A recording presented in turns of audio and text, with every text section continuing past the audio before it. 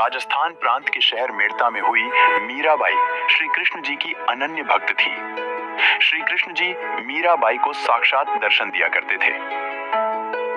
एक समय की बात है, मीराबाई अपने ससुराल में थी। संत कबीर साहिब उसी नगर में सत्संग करने आए हुए थे। मीराबाई हर रोज की तरह मंदिर में पूजा अर्चना करके वापस लौट रही थी। मंदिर का रास्ता सत्संग वाले स्थान से होकर गुजरता था। मीराबाई ने सोचा कि कुछ सत्संग सुन लेते हैं। बहन, हम भी थोड़ा सत्संग सुन लेते हैं। ऐसा मौका और कब मिलेगा?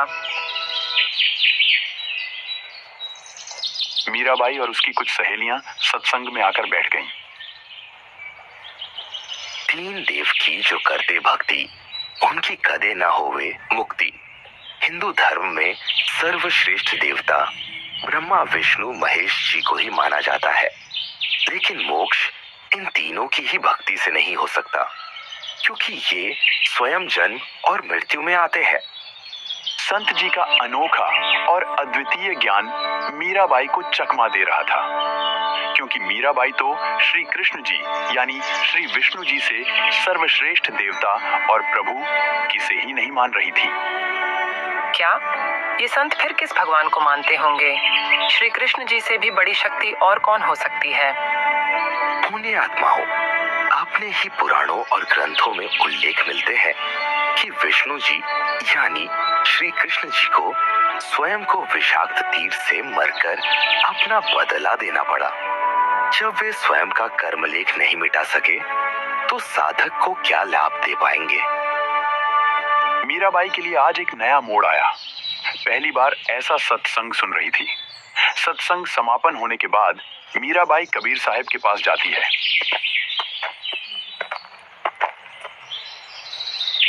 संत जी, आप यह क्या कह रहे हो कि श्री कृष्ण जी से ऊपर भी अन्य शक्ति है? मैंने आज से पहले ऐसा ज्ञान कभी नहीं सुना। अगर संत महात्मा झूठ नहीं बोलते, तो आज यह दो राह का ज्ञान कैसे सुनने में आ गया? बेटी, यह आपके धर्म गुरुओं की कमी रही है। उन्होंने आपसे झूठ तो नहीं बोला, लेकिन पूर्ण ज्ञान भी नहीं सुनाया, क्योंकि वे स्वयं इस ज्ञान से अनजान है। वे अपने ही सदग्रंथों को ठीक से नहीं समझ पाए, इसलिए आज तक आपके पास अधूरा ज्ञान ही पहुंच पाया है। श्री कृष्ण जी भगवान तो है, लेकिन पूर्ण मोक्षदायक भगवान नहीं है। महात्मा जी, श्री कृष्ण जी से ऊपर भी अगर कोई भगवान है, तो आज तक हमने किसी संत से ऐसा सुना तो नहीं। हाँ, सही कहा आपने। उस पूर्ण परमेश्वर का जानकार कोई नहीं है। मेरे अतिरिक्त यह जानकारी कोई नहीं बता पाएगा। संत जी, मैं जब भी श्री कृष्ण जी का ध्यान लगाती हूँ, तो वे स्वयं प्रकट होकर मुझे दर्शन देते हैं। हमारा संवाद भी होता है। बेटी, जब स्वयं कृष्ण जी आपको दर्शन देते हैं, तो उन्हें ही पूछ लेना। वे सद्गुण देवता है, भक्त से कभी झूठ नहीं बोल सकते। ठीक है महात्मा जी, इस प्रश्न का जवाब उन स्वयं से ही पूछ लूंगी। मीराबाई घर के लिए आ जाती है। मीराबाई आज श्री कृष्ण जी से बात करने के लिए बड़ी उत्सुक थी। रात्रि के समय मीराबाई ने श्री कृष्ण जी की हमेशा की भांति ध्यान साधना की। त्रिलोकीनाथ श्री कृष्ण जी प्रकट होते हैं। प्रणाम हो भगवान। भगवान, आज मैंने एक संत जी से कुछ अलग ही प्रकार का सत्संग सुना है। उनके अनुसार तो पूर्ण परमेश्वर अन्य ही है। हाँ, वास्तव में परमेश्वर तो कोई और ही है, जो सबका पालन करता है, सबसे परे और सबसे अनभिज्ञ है। भगवान, तो क्या आप अविनाशी नहीं हैं? आपकी भक्ति से मैं मोक्ष प्राप्त कर पाऊंगी या नहीं? मीरा, वास्तव में तो इस सृष्टि में उस परम शक्ति के अलावा कोई भी अविनाशी नहीं है, और उसे पाने पर ही पूर्ण मोक्ष संभव है। मात्र उसी का लोक शाश्वत है। आज मुझे जो संत जी मिले, वो बता रहे थे कि वे पूर्ण मोक्षदायक भक्ति देते हैं और उस अविनाशी परमात्मा से मिला देते हैं। मीरा, जब आपको ऐसे संत मिल ही गए हैं, तो उनसे वह मंत्र साधना प्राप्त करो।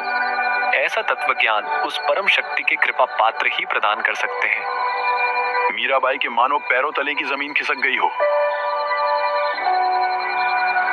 इसका मतलब उस महात्मा का ज्ञान सो आने सही है। ये कोई सपना तो नहीं है। आज तक ऐसे अंधेरे में जी रही थी मैं। मीराबाई को अब रात बिताना कठिन हो रहा था। सुबह का बेसब्री से इंतजार था।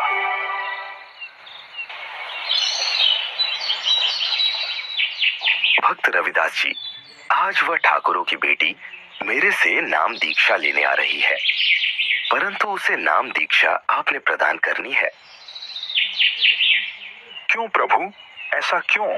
मैं ठहरा चमार और वह ठाकुर कुल की, भला ये कैसे संभव हो पाएगा? हाँ भक्त जी, वह ऊंचे कुल में है, इसलिए उसके गुरु आप ही होंगे। अगर उसे वास्तव में ही मोक्ष और सद्भक्ति चाहिए तो वह आपसे अवश्य उपदेश लेंगी।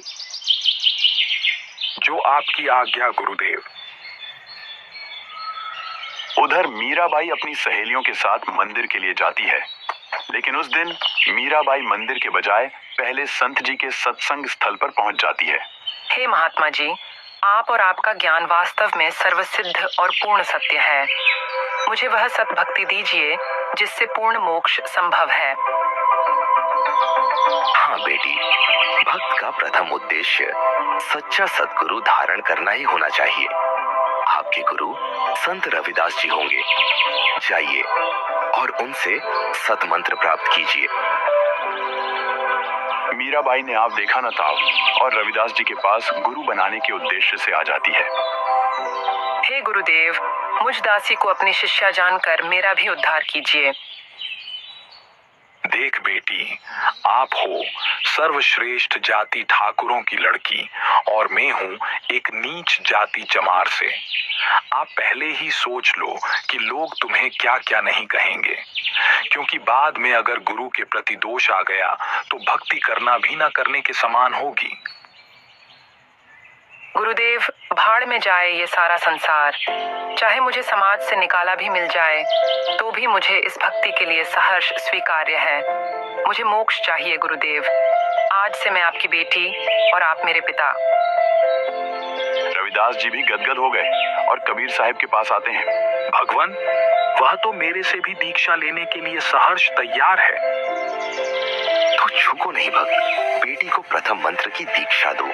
यह मेरा आपको आदेश मानो। जो आपकी आज्ञा गुरुदेव। तब संत रविदास जी ने मीराबाई को प्रथम मंत्र की दीक्षा दी, जो उन्हें सत